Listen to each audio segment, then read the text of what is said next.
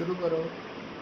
Hello दोस्तों, आज मैं आपको अकाउंटिंग स्टैंडर्ड के कुछ अकाउंटिंग स्टैंडर्ड के बारे में बता रहा हूँ। इसमें मैंने उनको भी इंक्लूड कर लिया है जो लेटेस्ट रिवीजन है। जैसे कि पहले आप देख रहे होंगे लिस्ट में 1 2 3 4 5 5 के बाद आप देख रहे होंगे कि 6 नहीं है। तो क्योंकि पहले AS 6 जो है उसमें डिप्रिसिएशन था, अभी उसको हटा करके AS 10 में डाल दिया गया है, जो कि प्रॉपर्टी प्लांट एंड इक्विपमेंट। आप देख रहे होंगे कि AS 8 नहीं है, ठीक है, क्यों उसको हटा दिया गया है। आइए शुरू से रिवाइज करते हैं।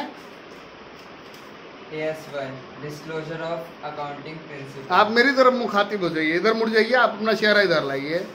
हाँ, और अब आप बोलिए, देखो आपको याद है या नहीं, उधर मत देखिए, बोलिए। AS1 disclosure of accounting principle. AS2 valuation of inventories. AS3 cash flow statements. AS4 contingencies and events. AS5 net profit and loss in pre incorporation period.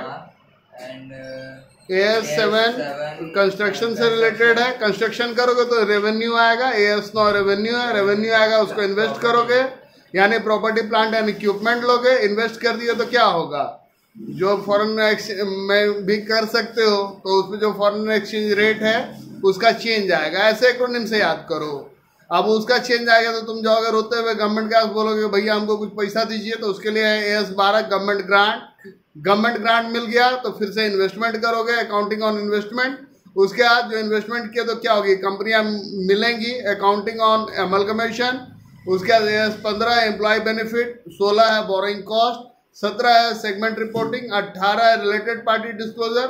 19वें में है लीज के बारे में। लीज में जो है बहुत तरह का लीज है, ऑपरेटिंग लीज है और भी बहुत तरह का चीज है। एक जान लो ऑपरेटिंग लीज है, फाइनेंशियल लीज भी होता है। फिर 20वें में अर्निंग पर शेयर EPS, ठीक है। अब EPS कैसे पढ़ोगे 12th में बताया जाता है, आगे भी बताया जाता है फाइनेंस जब पढ़ोगे। 21वें में है कंसोलिडेटेड फाइनेंशियल स्टेटमेंट। स्क्रीनशॉट लेते रहना अगर किसी को याद वाद करना है तो, नहीं याद करना है तो देख लो, और नहीं देखना तो उसके लिए भी कोई दिक्कत नहीं है। AS22 accounting for taxes on income. AS23 accounting for investment in associate. अब एसोसिएट कंपनी क्या होता है, होल्डिंग कंपनी क्या होता है, सब्सिडियरी कंपनी क्या होता है। तो जो क्लास 11th में पढ़ाया जाता है ना, कंपनीज पढ़ाते हैं, उसमें इनकॉर्पोरेशन पढ़ाते हैं, सारा कुछ पढ़ाते हैं, सारे स्टेप पढ़ाते हैं, कैपिटल सब्सक्रिप्शन पढ़ाते हैं, कमेंसमेंट ऑफ बिजनेस पढ़ाते हैं, आर्टिकल ऑफ एसोसिएशन पढ़ाते हैं, मेमोरेंडम ऑफ एसोसिएशन पढ़ाते हैं। तो जो पढ़ो ना यार, उसका सेक्शन जरूर पढ़ो, ठीक है, कि कंपनी को 220 में डिफाइन किया गया है, होल्डिंग कंपनी को कहाँ डिफाइन किया गया है, एसोसिएट कौन हुआ, सब्सिडियरी कंपनी कौन हुआ, ठीक है। और ये सब कमेंट करके बताना भी मेरे को। वैसे एसोसिएट कंपनी जो है वो ऐसी कंपनियां होती हैं जिसका किसी कंपनी में सिग्निफिकेंट से हो, ठीक है, लगभग 20% शेयर खरीद रखा हो तो उसको बोलते हैं एसोसिएट कंपनी। AS24 जो है उसमें डिस्काउंटिंग ऑपरेशन है। AS25 में इंटरिम फाइनेंशियल रिपोर्टिंग है। AS26 में इंटेंजिबल एसेट। अब इंटेंजिबल एसेट जो उसमें क्या आता है, तो गुडविल आता है, पेटेंट आता है, ट्रेडमार्क आता है, इसी तरीके से। और इस चीज के लिए कानून भी बना हुआ है जिसको ट्रिप्स या ट्रिम्स कहते हैं, ठीक है। अब ट्रिप्स क्या है, ट्रिम्स क्या है, सब आगे क्लास में पढ़ोगे। 27वां जो है वो फाइनेंशियल रिपोर्टिंग है। 28वां है इम्पेयरमेंट ऑफ एसेट। अब इम्पेयरमेंट क्या होता है पढ़ के बताना मेरे को। और AS29 जो है वो है प्रोविजन, कंटिजेंट लायबिलिटी और कंटिजेंट एसेट। कंटिजेंट एसेट जो है उसको बैलेंस शीट में नीचे लिखाते हैं।